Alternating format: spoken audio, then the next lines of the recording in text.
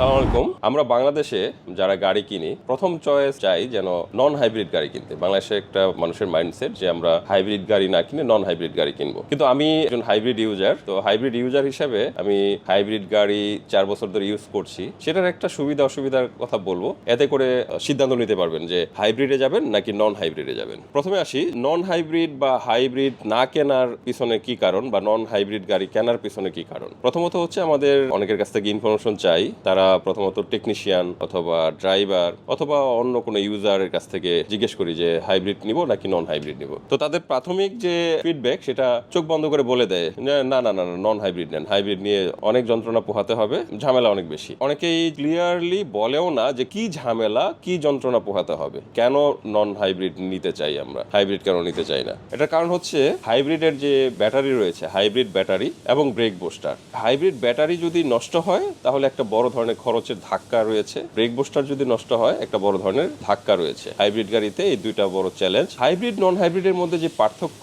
সেটা হচ্ছে যে নন হাইব্রিড গাড়িটি শুধু একটি ইঞ্জিনের মাধ্যমে চলে, মেকানিক্যাল ইঞ্জিন, আর হাইব্রিড গাড়িতে একটি ইঞ্জিনের পাশাপাশি একটি ইলেকট্রিক্যাল মোটর থাকে, সেই মোটরের মাধ্যমেও গাড়িটি চলে। বাংলাদেশে যে হাইব্রিড গাড়িগুলি আমরা ইউজ করি সেই হাইব্রিড গাড়িগুলি মেনলি সিরিজ প্যারালাল হাইব্রিড গাড়ি, যেটা হচ্ছে ইঞ্জিন চলার সময় ব্যাটারি চার্জ হয়, পাশাপাশি গাড়িটিও চলে। আমার যে এক্সপিরিয়েন্স সেই এক্সপিরিয়েন্স হচ্ছে আমি গত 4 বছর ধরে হাইব্রিড প্রিয়াস গাড়িটি ইউজ করি। তো 4 বছরে আমার প্রায় 55,000 কিলোমিটার গাড়ি আমি চালিয়েছি। আমি একটা হিসাব করে দেখলাম যে আমি মাইলেজ পাই 22-23 থেকে শুরু করে একদম জ্যামে থাকলেও 18-19 কিলোমিটার পার লিটারে মাইলেজ পাচ্ছি। তো সেখানে আমার ফ্রেন্ড যারা লেটস সে প্রিমিও ইউজ করে অথবা এলিয়ন ইউজ করে, যারা শুধুমাত্র অকটেন ড্রিভেন গাড়ি যারা ইউজ করেন, তারা প্রতি লিটার অকটেনে 8 থেকে সর্বোচ্চ 10 কিলোমিটার পর্যন্ত ঢাকার মধ্যে মাইলেজ পান। তো আমি মোটামুটি তাদের প্রায় দ্বিগুণ মাইলেজ পাচ্ছি। 55,000 কিলোমিটার 4 বছরে যে চালিয়েছি,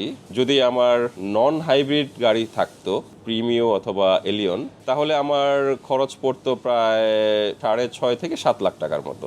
আর আমার হাইব্রিড গাড়ি হওয়ার কারণে আমি গত 4 বছরে আমার ফুয়েল কস্ট গিয়েছে, আমি হিসাব করে দেখেছি যে 3.5 লাখ টাকারও কম। তো আপনি একটা জিনিস খেয়াল করে দেখেন, আমি কিন্তু গত 4 বছরে আমার ব্যাটারি ডাউন হয়নি, নষ্ট হয়নি, ব্রেক বুস্টারও নষ্ট হয়নি। তো আমার কিন্তু এই টাকাটা সেভ হয়েছে, মানে আমি এখন পর্যন্ত ব্যাটারি রিপ্লেস করিনি, টাকাটা আমার খরচ হয়নি। আমার যদি ব্যাটারি রিপ্লেস করতেও হতো তাহলে আমাকে ব্যাটারির জন্য 2.5 লাখ টাকা, হয়তো ব্রেক বুস্টারের জন্য 1 লাখ টাকা। তো আমার ওই 3.5 লাখ টাকা যেটা সেভ হয়েছে সেই টাকাটা দিয়েই হয়তো আমার ব্যাটারি এবং ব্রেক বুস্টার দুইটাই আমি রিপ্লেস করতে পারতাম। তার মানে কি, আমরা যে নন হাইব্রিড গাড়ি ইউজ করছি এই দুইটা ভয়ে, সেই টাকাটা কিন্তু আমার অটোমেটিক্যালি সেভ হয়ে যাচ্ছে হাইব্রিড গাড়ি ইউজ করার কারণে, আমার কিন্তু এক্সট্রা খরচ হচ্ছে না। এর বাইরেও যে সুবিধাগুলো আমরা পাই সেটা হচ্ছে, আমি হাইব্রিড গাড়ি ইউজ করি, এটা খুবই স্মুথ, আমার গাড়ি খুবই কমফোর্টেবল এবং স্মুথ ড্রাইভ করতে পারি। 2 নাম্বার হচ্ছে এটা সাউন্ডলেস, শব্দ দূষণ হয় না, ইঞ্জিনের যে শব্দটা হয় সেটাও কম। যখন আপনার মোটরে গাড়িটা চলে, ইলেকট্রিক মোটরে, তখন তো একদম শব্দ হয় না, তার মানে এটা শব্দ দূষণ হচ্ছে না। 3 নাম্বার যে সুবিধাটা সেটা হচ্ছে যে এটার অকটেন বা ফুয়েল 50%-এরও কম খরচ করি। এটা আপনার ফুয়েল বা অকটেনের যে কনজাম্পশন সেটা কমিয়ে দিচ্ছে, ফুয়েলের রিজার্ভ কমে যাচ্ছে, সেটার উপর চাপ কমে যাচ্ছে আমরা হাইব্রিড গাড়ি ইউজ করার ফলে। আমরা অকটেন পেট্রোলে গাড়ি চালালে পরিবেশের জন্য এটা একটা দূষণ তৈরি করে। আমি যদি 50% ফুয়েল কম পোড়াই আমার গাড়ির জন্য, তার মানে হচ্ছে যে আমি পরিবেশে 50% দূষণ কমিয়ে দিচ্ছি। পাশাপাশি যে সুবিধা রয়েছে সেটি হলো, অনেকে মনে করে হাইব্রিড গাড়ি মেইনটেনেন্স কস্ট অনেক হাই। আমার পার্সোনাল এক্সপিরিয়েন্স হচ্ছে হাইব্রিড গাড়ির মেইনটেনেন্স কস্ট লো। কিভাবে লো? কারণ হচ্ছে রেগুলার যে মেইনটেনেন্সের কাজগুলো করতে হয়, রেগুলার সার্ভিসিং। ইঞ্জিন যেহেতু আমার কম চলে, তার মানে হচ্ছে যে ইঞ্জিন 50% চলে, 50% ইঞ্জিন কম চললে ইঞ্জিনের উপর চাপ কম থাকে, ইঞ্জিনটা নষ্ট কম হয়। দ্বিতীয়ত হচ্ছে ইঞ্জিন সার্ভিসিং করার জন্য যে ইঞ্জিন অয়েল ফিল্টার বা আদার্স যে জিনিসগুলি লাগে, সেটি আপনার 50% কম চলার কারণে এটি আপনার বেশি সময় পরে আপনি 50% কমে যায় ইঞ্জিনের রেগুলার সার্ভিসিং এর ক্ষেত্রে। এই ধরনের অনেক সুবিধা রয়েছে। অসুবিধার যদি আমি বলি সেটা হচ্ছে যে একটু রুরাল এরিয়াতে হাইব্রিড গাড়িগুলি নিয়ে গেলে যে ধরনের পাওয়ার দরকার, আমাদের যেহেতু হাইব্রিড গাড়িগুলিতে ইঞ্জিনের সাইজ একটু ছোট থাকে বা মোটরের পাওয়ার কম থাকে, সেই ক্ষেত্রে হয়তো সিসি বেশি বাট গাড়ির পাওয়ারটা কম পাওয়া যায়, এটি একটি অসুবিধার কারণ।